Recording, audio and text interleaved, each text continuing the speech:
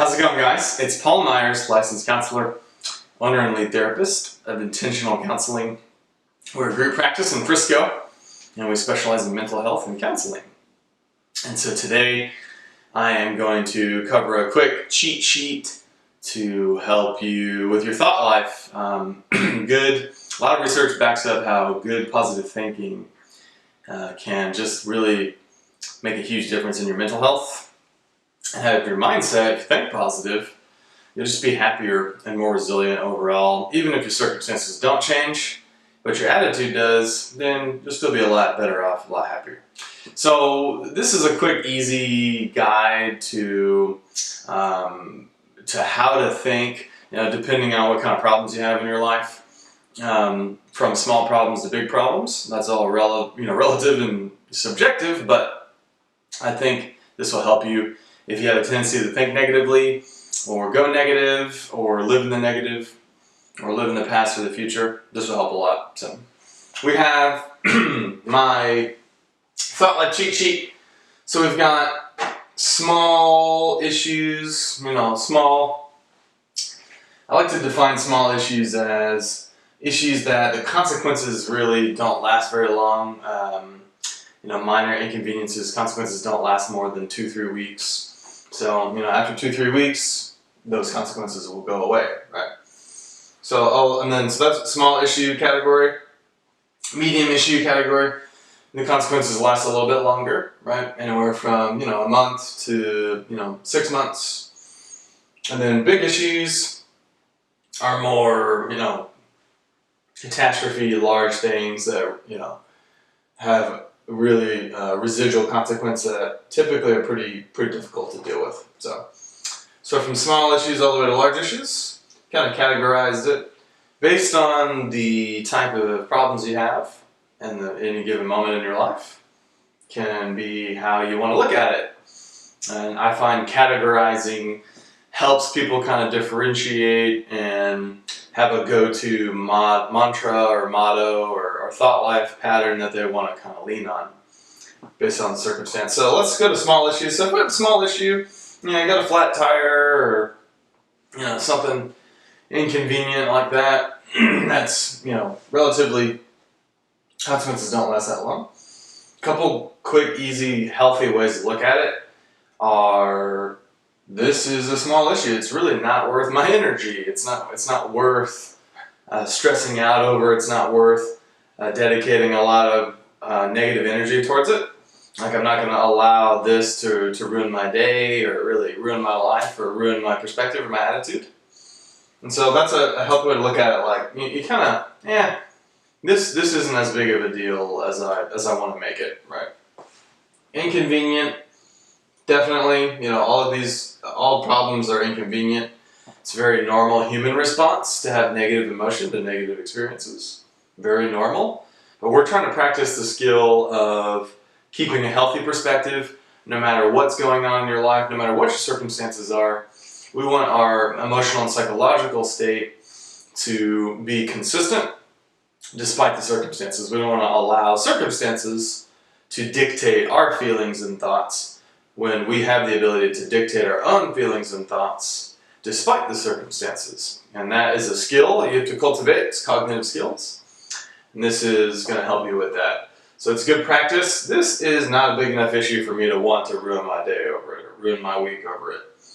Another healthy way to look at it is it really won't matter in the long run. Like, it's at the end of the day, this issue won't matter. It'll be gone, and I probably won't even remember, after a certain amount of time goes by. It's also temporary. So it's a temporary problem, it's small, it won't matter in the long run, it's really not worth stressing out about. So just knock it out, don't stress out about it. Don't let it ruin your day. Over here we got large issues. So these are huge things that people tend to stress out about. If you struggle with anxiety at all, people tend to catastrophize. That's going to the worst case scenarios, really exaggerating the odds of something really awful happening like this. So this is usually the things that people really stress out about. Big, huge, massive, like a tornado wiping your house, or really, really bad medical, problems and things like that. So The best way to look at these, is number one, the probability and the percentage of these things occurring is very low. If you have anxiety says there's a really high chance of it happening. Over dramatizes the percentage, when the actual percentages are very, very, very small. Fractions of a percent for a lot of people. Unless you just have bad luck. Some people just have bad luck. So, but if you have this tendency to go here in your mind and stress out about worst case scenarios, try to remind yourself that it's very improbable, and that the majority of the time that these things never actually happen to people, or the chances of it happening are very low. Now, if it does happen, we'll deal with it. We'll address it then at that time when it's relevant. Otherwise, what you do is you end up stressing out and ruining your life and your health over something that hasn't even occurred. And something that isn't real, and that's unnecessary. We have enough actual things to deal with in the present moment, so there's no need dealing with extra things that haven't occurred. So it's not healthy. It's a good habit to be in to not live in the future. But if it does happen, we'll deal with it at that time. And if you're really concerned, let's create an action plan or a safety plan of what we're going to do if it does happen. Or what are we going to do now to prevent it from happening or mitigate the damage from it, right? So that's a very healthy way to look at all that, those very large issues that have residual consequence that last a long time. For medium struggles, the healthy thought life here is ultimately focusing on what you can control versus what you cannot control. You can really only control you. Everything else you cannot control. So concentrate on what you can do about it. You can dictate you and how you respond to situations. You can't control everything, but you can control yourself. So we want to really focus on what we're going to do to make it better, to remedy it, to solve the problem, or to prevent the problem from occurring again. That's another healthy way to look at it is, what will I do differently going forward, and what positive can I take away from this? So even though negative circumstances occur, there's always a learning aspect to it. With any amount of suffering, we learn and we grow, even though it's uncomfortable. And so the positives usually are, you'll learn something, right? And you could probably take away a positive if you search hard enough for it. If you struggle with positive thinking, talk to somebody who does think positively. Ask them, hey, what kind of takeaway could I have with this? And have them help you. What will I do differently going forward?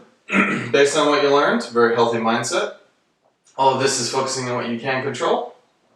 And then ultimately, another healthy mindset, from a spiritual aspect, is that God is very sovereign. God is in control, and we are not. He does a lot better job at controlling things than we do. We don't really understand things a lot of the time, but He does, because He sees the whole picture. And so God's very sovereign, very righteous, and so we ultimately can just trust the things that we cannot control. We kind of relinquish that to God and trust Him to take care of it for us. And you can pray that you can do. That's in your control. That helps. Okay? So that's it. That's really my cheat sheet. I think, if you have small issues, try not to give it more power than what it's worth. Large issues, don't stress out about it until it's relevant. And then for medium problems, these are a little bit more common. We just want to concentrate on what we can control versus on what we cannot, and try to take away a positive and trust God in it. So that's it. That's my cheat sheet. Hopefully that helps you with your thought life. Your cognitive skills is your ability to control your thoughts, and that is something you have to practice. It's not a natural skill. So the more you do that, usually the better at it you get. It takes a lot of repetition, but it definitely has a huge effect on your mental health when you tend to manually override your thoughts and choose them, rather than kind of letting circumstances dictate you and how you think and how you feel. You're in more control of yourself, which means you handle things a lot better, and you're just healthier and happier overall. All right, guys, if you have any questions or comments, please leave them below. Subscribe. That always helps us, and the more people we help, the better. If you haven't done therapy, definitely go to intentional-counseling.com. That is our website for our group practice. Either myself or a trained clinician would be happy to help you. If you haven't already found a counselor, we could do that via telehealth or in person if you are in Texas nearby. All right, guys. Anything comes up, definitely send us an email or leave us a comment, or feel free to reach out, and we'd be happy to help. Otherwise, until next time, thanks for stopping by. Take care.